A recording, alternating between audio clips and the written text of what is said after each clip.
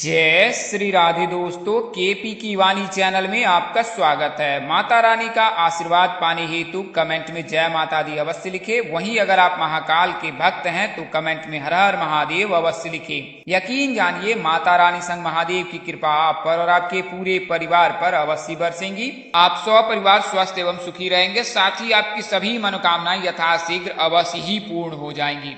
दोस्तों, आज की वीडियो में मैं आपको सूर्य के राशि परिवर्तन से जिन 6 नामों के जो हैं सगाई के योग बन रहे हैं उसके बारे में विस्तार पूर्वक जानकारी दूंगा। इसके अलावा अजनबी के घर आने के कैसे योग बन रहे हैं उसके बारे में भी बताऊंगा और सूर्य के बारे में विस्तार से जानकारी दूंगा कि सूर्य का मुख्य जो प्रभाव है वो किस तरह से पड़ता है। अगर किसी ग्रह के साथ सूर्य उपस्थित है तो व्यक्ति पर किस तरह के प्रभाव पड़ते हैं और किस तरह से उसमें बुद्धादित्य योग बनता है, धन योग बनता है, राज योग बनता है। इसके अलावा किस प्रकार से अगर सूर्य के साथ कोई अशुभ ग्रह रहता है तो वो उसका नकारात्मक प्रभाव आपके जीवन पर, आपके पिता पर, आपके बच्चे पर पड़ता है। तो यह तमाम तरह की जानकारी दूंगा। इसके अलावा आपको 30 नवंबर तक जो है, नवंबर महीने में जो है विवाह मुहूर्त की भी जानकारी दूंगा। उससे पहले मैं आपको बता दूं, केपी की वाणी एक ऐसा चैनल है जिस पर केवल और केवल विवाह संबंध की जानकारी दी जाती है और यह जानकारी पूर्णतः सत्य रहती है, क्योंकि ग्रह राशि परिवर्तन के आधार पर आपको जानकारी दी जाती है। हालांकि व्यक्ति विशेष पर यह निर्भर नहीं करता है। एक चीज का अवश्य ध्यान दें कि मैं जो जानकारी देता हूं व्यक्ति विशेष पर निर्भर नहीं करता है। यह ग्रहों की जो चाल है और जो ग्रहों का राशि परिवर्तन है उसके आधार पर जानकारी देता हूं। तो उस राशि के जातक पर तो इसका प्रभाव पड़ेगा ही। अगर किसी जातक की कुंडली में किसी प्रकार का कोई दोष लगा है तो फिर उनके लिए यह फिर सक्रिय यानी कि लागू नहीं होता है। तो यह पूर्णतः जानकारी आपको ग्रह राशि परिवर्तन के आधार पर दी जाती है और यह जो ग्रह राशि परिवर्तन है वह चंद्र राशि पर आधारित रहता है। यानी कि जिन जातकों की चंद्र राशि है उनके लिए यह जानकारी सटीक और सत्य है। तो इसका आप अवश्य ध्यान रखें।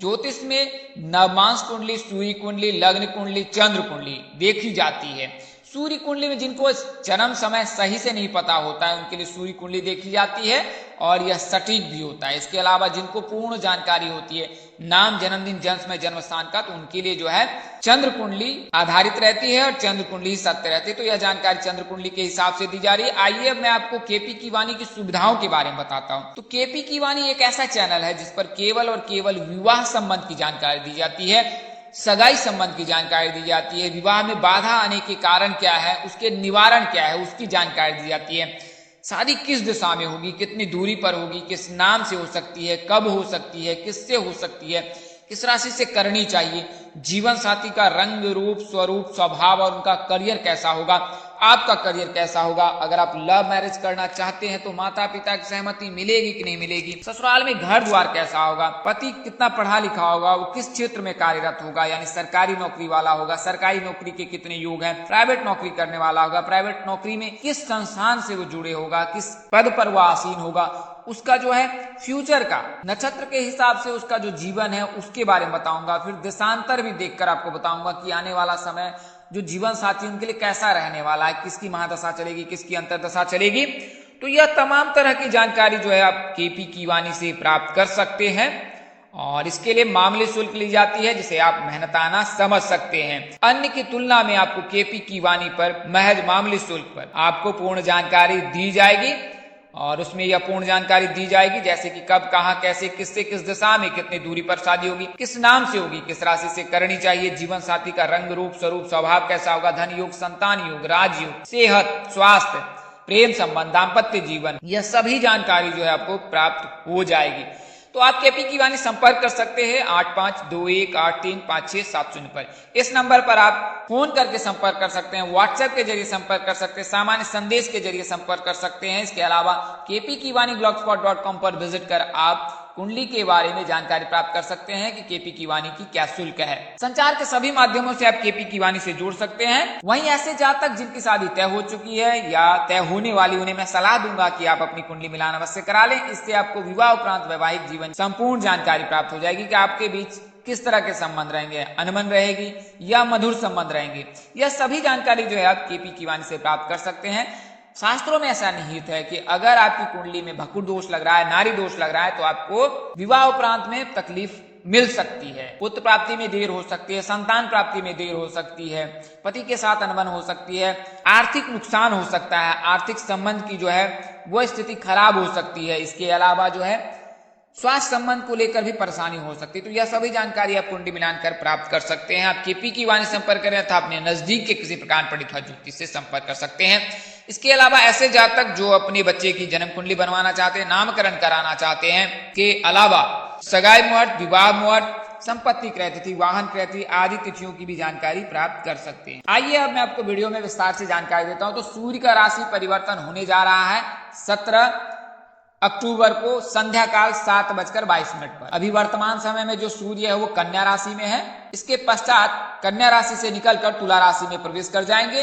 अक्टूबर महीने में कई ग्रहों के जो है राशि परिवर्तन हो रहा है। प्रथम जो है मंगल वृषभ राशि से निकलकर मिथुन में प्रवेश कर जाएंगे। इसके पश्चात जो है सूर्य जो है कन्या राशि से निकलकर जो है प्रवेश कर जाएंगे तुला राशि में। शुक्र का भी राशि परिवर्तन होगा, वो भी कन्या राशि से निकलकर तुला राशि में प्रवेश कर जाएंगे। इसके अलावा जो है 24 अक्टूबर को जो है शनि मार्गी हो जाएंगे मकर राशि में। वर्तमान समय में वक्री चल रहे हैं तो वो मार्गी हो जाएंगे। तो ये जो ग्रहों का राशि परिवर्तन हो रहा है या ग्रहों की चाल बदल रही है, उससे आपके जीवन पर बहुत प्रभाव पड़ने वाला है।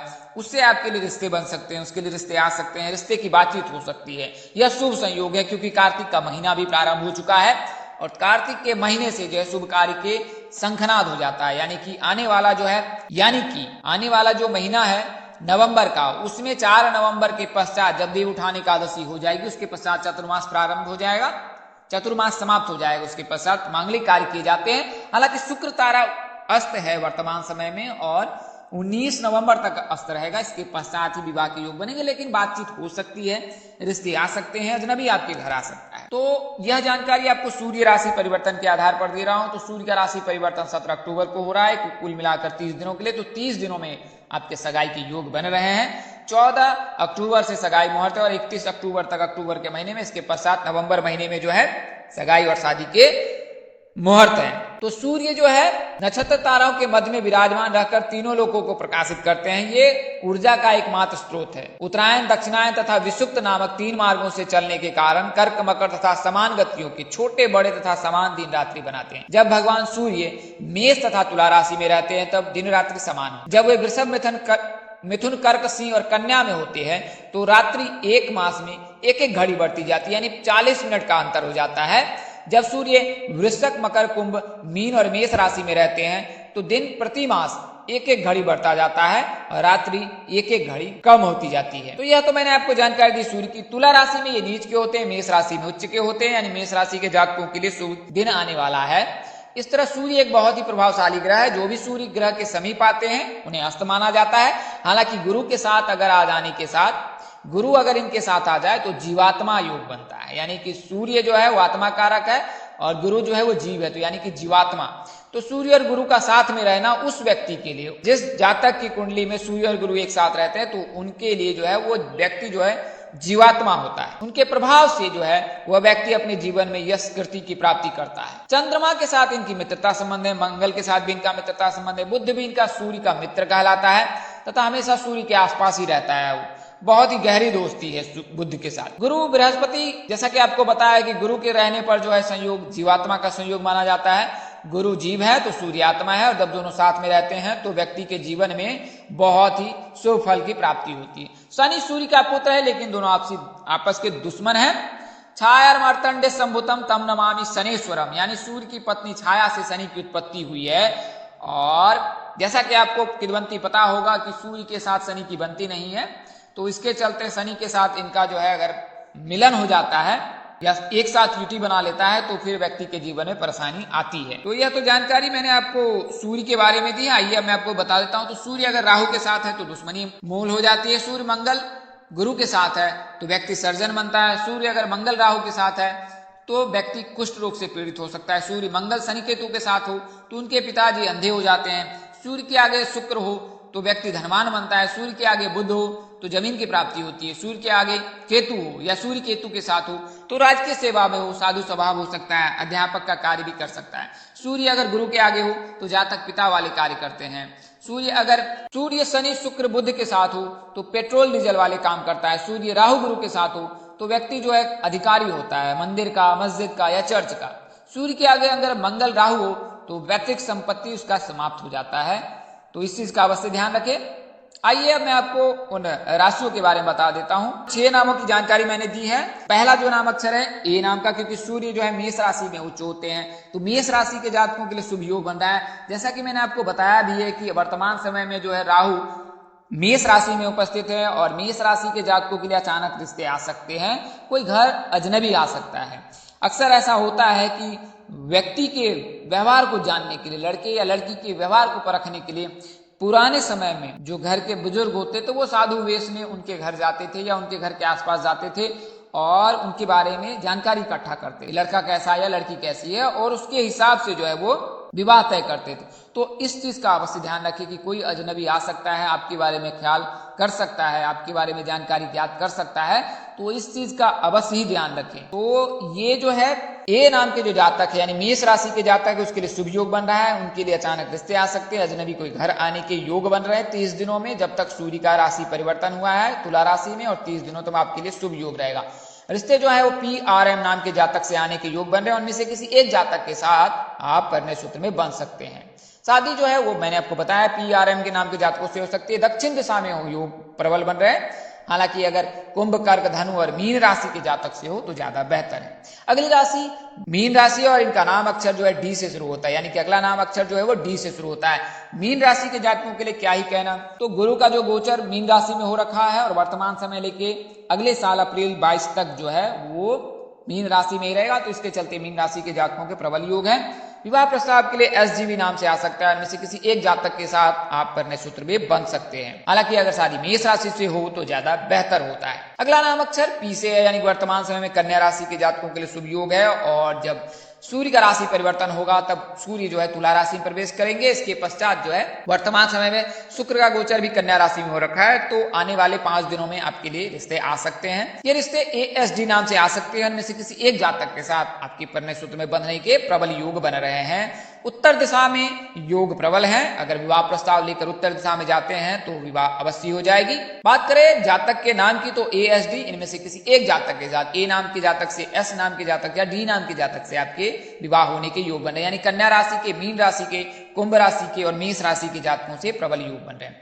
अगली राशि जो है वो सूर्य का गोचर इसी राशि में हो रहा है, तुला राशि में। तो वर्तमान समय में केतु भी तुला राशि में प्रवेश कर चुका है और सूर्य का भी तुला राशि में प्रवेश करा, तो इसके चलते जो है तुला राशि के जातकों के लव मैरिज के भी प्रबल योग बन रहे हैं। अरेंज मैरिज के साथ लव मैरिज के भी 100% योग बन रहे हैं। इस राशि के जातकों के जो विवाह प्रस्ताव GM नाम से आने के प्रबल योग बन रहे हैं। यानी कि कुंभ राशि और सिंह राशि के जातकों के साथ अगर तुला राशि के जातकों की शादी होती है तो ज्यादा बेहतर होता है और इस नाम से ही रिश्ते आपके आने के प्रबल योग हैं। बात करें मकर राशि की तो मकर राशि के बारे में मैंने आपको बताया है कि मकर राशि में शनि वक्री हो रखे हैं और 24 अक्टूबर को ये मार्गी हो जाएंगे। तो मकर राशि यानी कि जे नाम के जो जातक है, मकर राशि के जातकों का नाम अक्षर जे से शुरू होता है। तो पंजाब समुदाय के जितने भी लड़के या लड़कियां हैं उनके लिए 24 अक्टूबर के पश्चात रिश्ते आने के प्रबल योग बन रहे हैं और नवंबर में उनकी शादी के 100% योग हैं, उनकी सगाई शादी के भी योग हैं।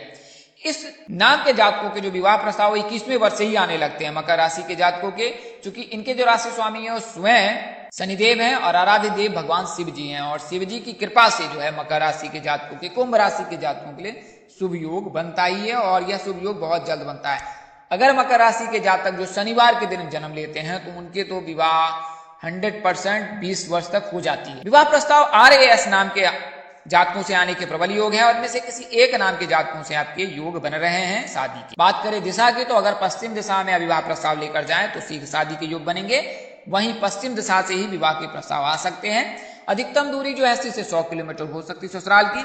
अगर कुंडली में तुला राशि है, विवाह भाव में या जीवन साथी के भाव में तुला राशि उपस्थित है तो फिर अधिकतम दूरी 200 किलोमीटर हो सकती है, अन्यथा 80 से 100 किलोमीटर अधिकतम दूरी हो सकती है आपके ससुराल। बात करें राशि की तो कन्या और वृषभ राशि के साथ अगर आपका विवाह हो तो ज्यादा उत्तम है। अगला और अंतिम नाम अक्षर के से शुरू होता है। तो जैसा कि मैंने आपको बताया है कि जो वर्तमान समय में जो है आने वाले समय में यानी कि 16 अक्टूबर को जो है मंगल राशि परिवर्तन करेंगे और मंगल जो है वृषभ राशि से निकलकर जो है मिथुन राशि में प्रवेश करेंगे। इसके पश्चात 13 नवंबर को जो है पुनः वक्री चाल चलकर मंगल जो है वृषभ राशि में ही आ जाएंगे। तो मिथुन राशि के जातकों के लव मैरिज के योग प्रबल बन रहे हैं। मिथुन राशि के जातकों का नाम अक्षर के से शुरू होता है। इस नाम के जातकों के लिए कन्या राशि के जातक, इसके अलावा वृषभ राशि के जातक और कुंभ राशि के जातक के लिए प्रस्ताव आ सकता है और इनमें से ही किसी एक नाम के जातक के साथ आपके परिणय सूत्र में बंधने के प्रबल योग है। अगर आप प्रेम प्रसंग में पड़े हैं और आप PSV नाम में से किसी एक जातक के साथ प्रेम प्रसंग में है तो आप यकीन जानिए कि अगर आप अपने माता पिताजी से बात करते हैं 16 अक्टूबर के पश्चात और आप कोशिश करते हैं दोनों तरफ से, आपका और आपका पार्टनर दोनों तरफ से अगर आप कोशिश करते हैं, अपने माता पिता को मनाते हैं, उनसे बातचीत करते हैं, अपने प्रेम संबंध की जानकारी देते हो तो यकीन जानिए आपके प्रबल योग बन रहे हैं लव मैरिज के और सगाई के बंधन में बंधने के प्रबल योग हैं इस महीने में। वहीं बात करें राशि की तो सिंह राशि से विवाह करना ज्यादा उत्तम होता है। तो दोस्तों इस वीडियो में मैंने आपको उन 6 नामों की जानकारी दी जिनके विवाह के योग सूर्य राशि परिवर्तन से बन रहे हैं। इसके बाद इस वीडियो में मैंने आपको विस्तार से सूर्य के बारे में जानकारी दी है। समय के अनुपलब्धता के कारण आपको और जानकारी सूर्य के बारे में नहीं दे पाया, लेकिन अगले वीडियो में आपको पूरी जानकारी अवश्य दी जाएगी सूर्य के बारे में। तो इस तरह की अन्य वीडियो देखने के लिए हमारे चैनल के डैशबोर्ड अथवा प्लेलिस्ट पर बने रहें और अपनी राशि अनुसार वीडियो देखते रहें। केपी की वाणी पर विजिट करने के लिए अगर चैनल के कार्यक्रम पसंद आया तो चैनल को सब्सक्राइब करें, साथ ही बेल आइकन को प्रेस करना ना भूलें। माता रानी कृपा से आपके चेहरे पर हमेशा मुस्कान बनी रहे, आप सब परिवार स्वस्थ एवं सुखी रहे। आप सभी के प्यार और स्नेह के लिए आप सबको हृदय से धन्यवाद करता हूं। आप लोग इसी तरह हमारे साथ जुड़े रहे। इन्हीं शुभकामनाओं के साथ आपसे विदा लेता हूं कि जल्द एक नई वीडियो और एक नई जानकारी लेकर आपके समक्ष हाजिर होऊंगा। तब तक के लिए इस नाचीज दोस्त को इजाजत दें। आप जहां रहें मस्त रहें, स्वस्थ रहें, व्यस्त रहें। माता रानी का असीम कृपा पर बरसती रहे। परम पिता परमेश्वर आपको सद्बुद्धि सत्मार्ग और आगे बढ़ने की शक्ति दे। नमस्कार, जय श्री राम दोस्तों, जय श्री कृष्णा, जय माता दी, जय भाई।